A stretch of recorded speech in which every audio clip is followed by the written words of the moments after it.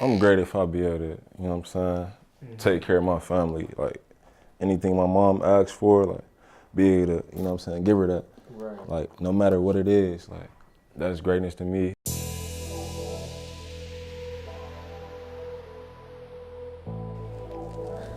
Oh man, in this episode, man, of The Pursuit of Greatness, I got the opportunity to talk with the one and only celebrity barber and college basketball player, Tre Teague, man.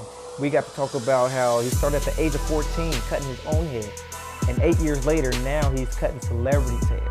That journey right there, man, was something inspiring, something that, shows you that hard work can get you anywhere. We even had to talk about if there was one person in the world that he would be able to cut their head, who would it be? I love his answer. Let's check it out now on The Pursuit of Greatness.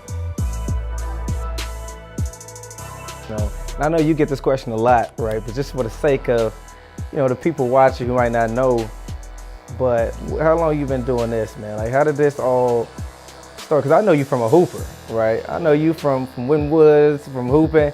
So how did you start cutting hair? Really, it's like family. Like, my little brother, he cut, my mom cut, my stepdad cut, everybody really cut. So I started when I was 14, and I think what triggered it was like not being able to get my hair cut when I want to get my hair cut, really. But like, my mom used to cut, my mom was our first barber. Like, all of my brothers, my mom was our first barber. And she nice, but she ain't, you know what I'm saying, get the girls type nice, right. You feel me? Like, you feel me? So yeah, I feel you. I get a haircut from like a barber shop probably like once every 2 months. Like, I'd be looking dusty before the cut, and I just like that feeling. Right. Then that went from like me really wanting to, you know what I'm saying, I started fixing the barber's work. And it got to a point where I kept trying to fix the barber's work. Of course I messed myself up, but I started getting good at it, and I started, you know what I'm saying? Then it went from starting to charge, you feel me? I was cutting my own hair for about maybe the first 2 years. Maybe like it was like me and my little brothers. I was cutting me and my little brothers' hair for like the first 2 years. Right. Then like, I want to say my sophomore year of high school, that's when I started charging. And it went from like me trying to just get people in the chair, charging like $5, $4, right. You know what I'm saying, just to get people in the chair. Because you got to build that trust. Exactly. You got to build that trust. That was my way of building my clients up. That's what I'm trying to teach my little brother too, but that was my way. And then I was never terrible when I first started, like, cutting other people. So that little 5 just jumped straight to 10 real fast. Right. Because the work will speak for itself, man. Like you said, you got to build that trust. And a lot of people, they don't want to do it for $5 to start out. You know what I mean? Like, whether it's their pride or whatever. But that's important, man. That's with any business. Sometimes you got to start out because, with video, right? Montel is doing his thing with it, and I do video and pictures myself. A lot of times you got to start out doing some free work, man. Exactly. You got to just to build that clientele and get your foot in the door, because a lot of people are not doing that. So that might be the thing that gets you in the door. So how did that lead to you starting out cutting your own hair and now you being a celebrity barber? Like, how did that happen? Like, how do you go from that to that? Like you said before, like, I'm a basketball player, and like, in those earlier years of cutting hair, I used to really get offended when somebody called me a barber. So like, I would say when like basketball kind of slowed down, when basketball kind of slowed down, like last year when I was at Fayetteville State, Division II college in Fayetteville, North Carolina, it slowed down for me. I had to, you know what I'm saying, I was struggling a little bit. Right. So, cutting hair, putting money in my pockets kind of like kept me sane, really, for real, to be honest with you. And it didn't make things seem as worse as it could have seemed. Right. You feel me? So then I got like a group chat on really on everything with the guys I went to JUCO with, my JUCO, South Georgia Tech, and Americus, Georgia. We real close. Like, there's some rappers in there, models, you know what I'm saying?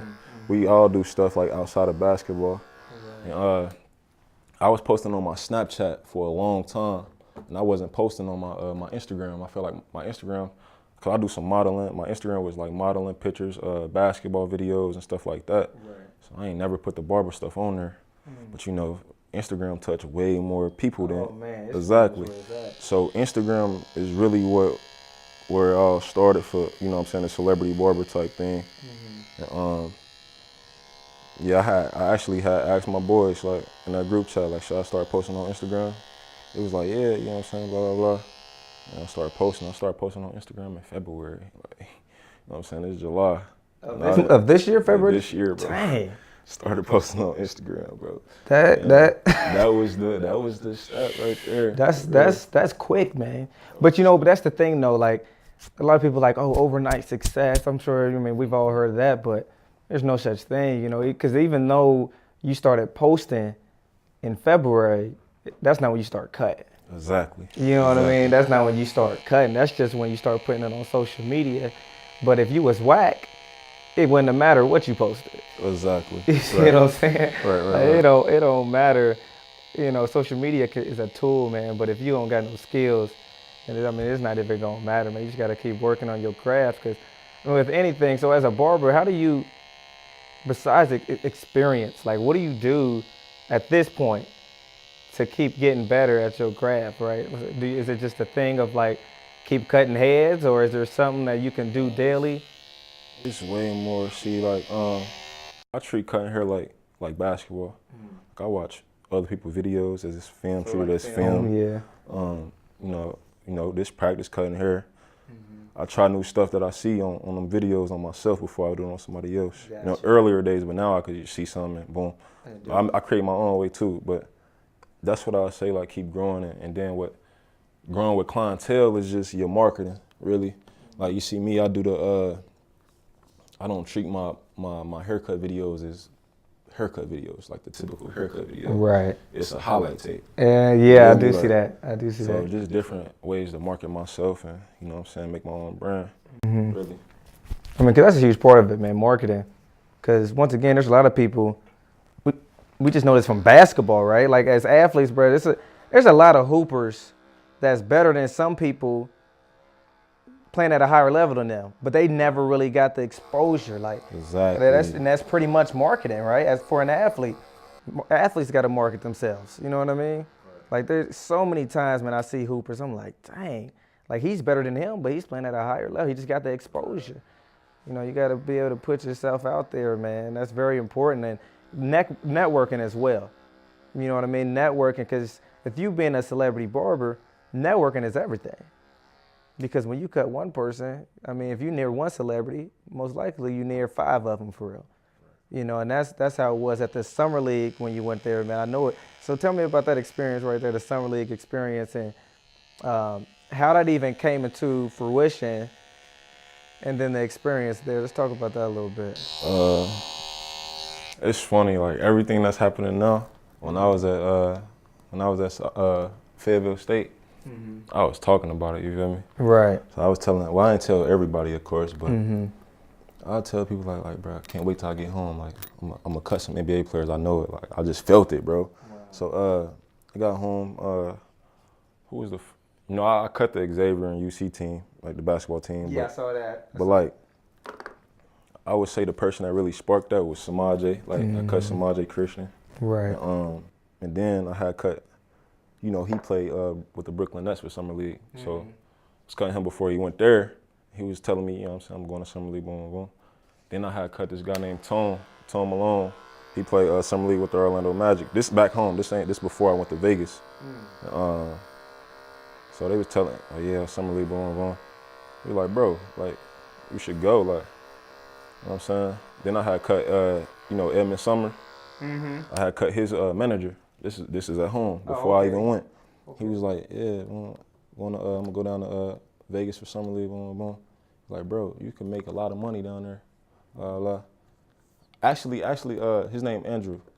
He was the first one that sparked the little Summer League, little money type of thing. Okay. Then I had cut Tone. You know what I'm saying? He was the last one, but Semaj was before all of them. Then I just went, bro. Like, it's like, I'm gonna go. Like, so I knew going to Vegas, I had automatically 3 heads. Right. You know what I'm saying? And I know how it go, because it go like this all the time. You cut one head good, you got a lot of people. Exactly. Word of mouth. So that's how I just went to Vegas. I'm like, I don't care, I'm going. Like, And see, even that's if I cut these 3 heads, me cutting in Vegas look good. it do from a marketing standpoint too. Just being there in general, you know, that's good for marketing. But I mean, that just goes to show you again, man. Like, it's important to treat one person as if it's gonna lead to 10. Exactly. You know, you could have been like, oh, I'm only doing 3, nah, man. But nah, you seen the opportunity, you know, that hey, this might turn into something else. And even if it don't, then I'm still, you know, do the best that I can cutting these 3 heads. You know, and I feel like a lot of people wouldn't see that opportunity, man. But I mean, that's huge, man. That's major. Cause I seen you, what's his name, Irv Roland or something like that. Yeah. Yeah, cause I follow him. You know, did? yeah, You did? I already Yeah. follow him from like training and stuff like that. I was like, dang. And then what, Posey and all of those guys. I'm like, man, like that's crazy to me. So my next question is, if it's one person in the world right now that you got to choose to be able to cut their head. One person that reminds you, like when you cut somebody's head, right? You got them for, because nobody gonna just get up from the middle of a cut. So that means you can ask them anything, you can talk to them about anything. One person. Can I get 2? Like one person. What? One person. Who would it be? Only one. And they gonna show up right now. One person. Kobe, bro. Kobe Bryant. Oh man, that's a great one. Kobe. That's probably who I would choose. Kobe. Why Kobe though? That's who I grew up watching. Like me and my dad lived in Macon, Georgia, and I got like my stepbrother. His name Chris. Like we love Kobe Bryant. Like we used to play NBA. This is NBA Live days. We used to play NBA Live. That's back in the day. And we used to both pick Kobe Bryant. We both had the Lakers, bro. Like so Kobe, like for sure. Like I'm a Laker fan. Like Magic, my favorite legend. Kobe, yeah, Kobe for sure. I'm with you though. Kobe is my favorite athlete of all time. That was like when I was hooping, AAU days, whatever number he had, I had. Whether it was the 8. That was my football number, bro. Number 8, see? That was my football number. Number 8. And then I switched to 24 when he switched to 24. I even had the throat. I went full-fledged, bro. I had the armband that he used to wear. Kobe was the GOAT, man. Kobe was the GOAT. All right, so there's Kobe on that. What about somebody from the past? So somebody that's no longer living. It could be anybody. And you got to cut their hair. Who would it be?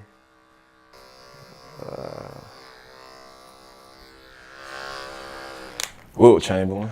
Wilt Chamberlain. Because his hairline be, you know, back in the day. But nah, just to, you know, nobody has footage on him just to, you know what I'm saying, be able to hear him talk about that from himself in person while I'm cutting his hair. That's amazing. You know, Wilt Chamberlain, I know what one question I would ask him, man, if I'd be like, man, did you really score 100? Because my for real, there's no footage, right? Exactly. So yeah. I'm like, man, what are the odds of him actually scoring exactly 100 points? Not 101, not 102. They ain't had no three-point line, though. They ain't even had no three-point line. They wrote it on a piece of paper. I'm like, man, I really feel like, in all honesty, I feel like Kobe really had the most points in the game. Like if I had, it's documented, it's video. I'm like, man, Wilt Chamberlain did not score no daggone 100 points. So what's next for you, man? Like what's your big major goal when it comes to? Because I know you still hoop, bro. I mean, you still a college basketball player. What's the ideal situation? Like what's the ideal scenario for you? Straight barber career. Well, do you still want to pursue basketball at the higher level? Yeah, I'm going to Grambling State. I was transferred from Fayetteville. Okay. So I up in Division 1, well Division 2 to Division 1. So. Okay, you D1 rock now. that, yeah, rock that as long as I can. Okay, I ain't know that. There, yeah, I'm going there. I ain't told nobody. Dang. I ain't going there with no expectations, so everything will be a surprise to me. But Grambling is right next to Houston, and I cut 3 Houston Rockets guys. So my thing is to go down there and be and I'm still, you know, I still text Irv Roland. That's the Rockets skill and development coach. Still text him, so I want to get down there and and be able to cut in the locker room. Like, that's my goal. I don't want to be in a barber shop. I want to either go on rap tours or cut in locker rooms. Right. But see, that's I didn't know. That's a good move, man. Congratulations on that, first off. Appreciate that. And that's plus I'm sure you're gonna be cutting your teammates. Yeah, of course. You know, and so I mean, there's so many doors gonna open, man. You're already in a great position to just flourish, bro. I'm gonna ask you this actually. There's this question right here. I'm definitely interested because I know if I was a barber, I mean, think about it. So if Kobe did come in here, right? Say Kobe did come in here. How do you have moments where you get nervous? Like, the only man, person that, I hope I don't, like, you know what I mean? Like, bro, like, I went down to Vegas, like, bro, like, what if I start, you know what I'm saying, my hands start shaking, but that ain't happen. Like, the only person I ever my hands shook on was my dad. Like, really? Yeah, but and the only thing that really shocked me when I went to Vegas was cutting James Posey. Right. Like, cause with that one, I ain't know it was James Posey. Like, I had cut Irv Roland, and then in the middle of cutting Irv Roland, he was like, "Would you go to Four Seasons and cut my mans?" I'm like, "Yeah, of course, that's what I'm down here for." Blah blah blah. Then he sent a number. It said James. You know what I'm saying? It didn't say James Posey or nothing like that. So I'm like, okay. I see this guy. He tall. He looked familiar, but you know, James Posey got great hair now. Right. And I ain't know it was him. I still ain't know it was him. Talking to him in the elevator. He asked me the question like, "What made me come down?" Blah blah blah. Telling Semaj. He's like, "Oh yeah, I played at Xavier too." Then what really was the funny part about it, like right before I put the cape on him, I looked at him I'm like, "Bro, what position you played at Xavier?" He told me forward. I looked at him again, like stood up like this. I'm like, "Bro, you James Posey?" And then he was like, he had a little smirk on his face as I'm asked before I asked, "Is he James Posey?" He had a smirk on his face. Right. He like, "Yeah." He shook my hand, started laughing. Like, that's a cool dude. But that was when he said that, I'm like, bro, like damn. I said it out loud. Like, I'm like, dang, that's crazy. Right. But that was the first time I was like, damn. I mean, but yeah. That's the thing, man. I feel like I wouldn't be able to, because your hands can't shake. Exactly. You know what I mean? Because your hands cannot shake, bro, at all. And so it's like, I don't know, man. If Kobe walked in here, how do you get over that, though? Like, for a barber that does have those moments, like, how do you even get over that fear? Like, or that nervousness, or that, like, what do you do? Treat him as a regular person. As crazy as that may sound. Yeah.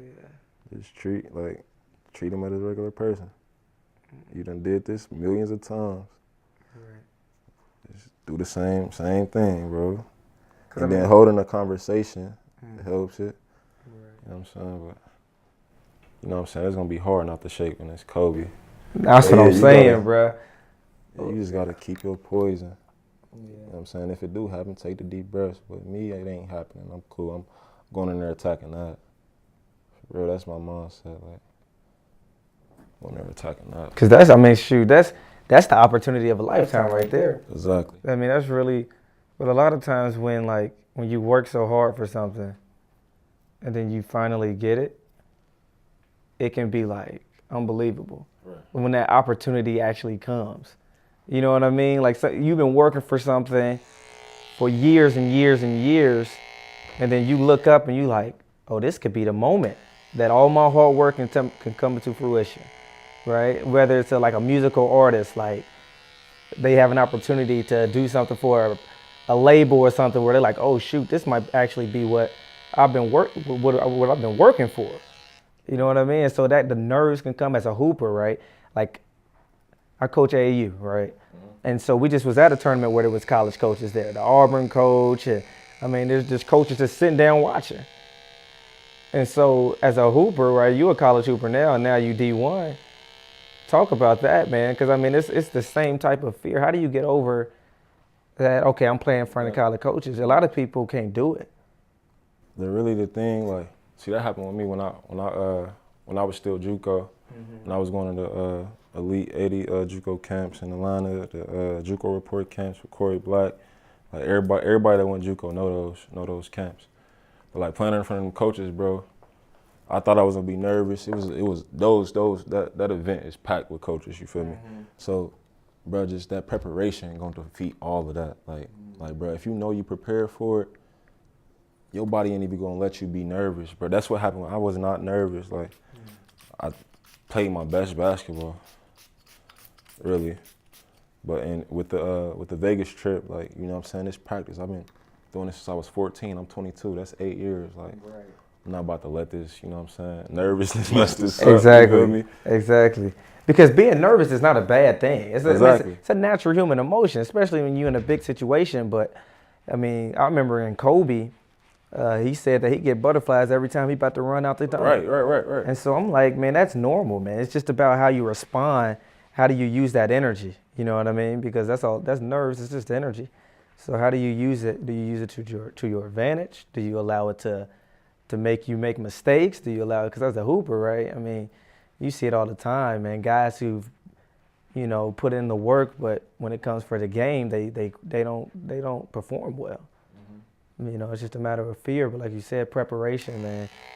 If you prepare the right way, and you know that you've done all you can do, there's really no need to allow fear or nerves or anything prevent you from being the best you can be, man. But so, what would you define greatness as, man? To you, what's greatness? Greatness, really, I'm great if I be able to, you know what I'm saying, take care of my family. Like, anything my mom asks for, like, be able to, you know what I'm saying, give her that. Right. Like, no matter what it is, like, that's greatness to me. You know what I'm saying, leaving a great, you know what I'm saying, impression. Like, somebody meet me one time, they have something great to say about me. Right. You know what I'm saying, that's greatness. Being remembered the right way, that, you know what I'm saying, things like that. Yeah. And see, that really leads to my last question. It's a question that in our old podcast, I used to ask this all the time. It's like my favorite question. And that's, when it's all said and done, you've done all you can do in sports with basketball. You've cut Kobe, you've cut everybody. Yes. You somehow cut Wilt too. Everybody, everything done happened for you. I mean, you done got a national award for cutting head, whatever. Everything you could think of. What do you want people to say when it's all said and done? Tre Teague was a cool dude. I like that. That's it. I like cool that. Dude. I like that. Because your personality, man, your personality takes you a long way. And, you know, just having the right energy and the right vibes, that's the one thing that I can already tell about you, man. Your vibe is always just cool, like you said. You know what I mean? And so that's going to take you a long way, man. It's really going to take you a long way. So, man. Hey, Stu, you diced up, bro. I'm what? You diced. What's that? You clean, bro. Oh, I ain't know. I thought you cut me. You clean. I was like, oh, I'm diced? I was like, oh. Hey, Stu, you I got clean, nervous. bro. I got nervous, bro. I was like, oh, he diced me. I knew it. I was like, dang, Montel, you ain't gonna tell me he diced me? You just gonna let me be diced? I just took it as a whole negative. Okay. Hey, man, I appreciate you, man. I really do. As y'all can see, man, he's the coldest. He's the coldest, man. Y'all definitely need to go check out his social media and follow everything that he's doing. Make sure that you guys make sure you go follow us as well, Under Pressure TV. The website, underpressuretv.com. We got a lot of new merch and gear up there that I know you guys will really appreciate and like. We appreciate all the support. We're going to continue to bring you great people on the rise, people that are pursuing their greatness, and make sure that you do the same, man. Make sure you do the same. It's a pursuit, and every day is part of the journey. It's part of the journey. It's Stu Holt. It's the pursuit of greatness with the one and only Tre Teague.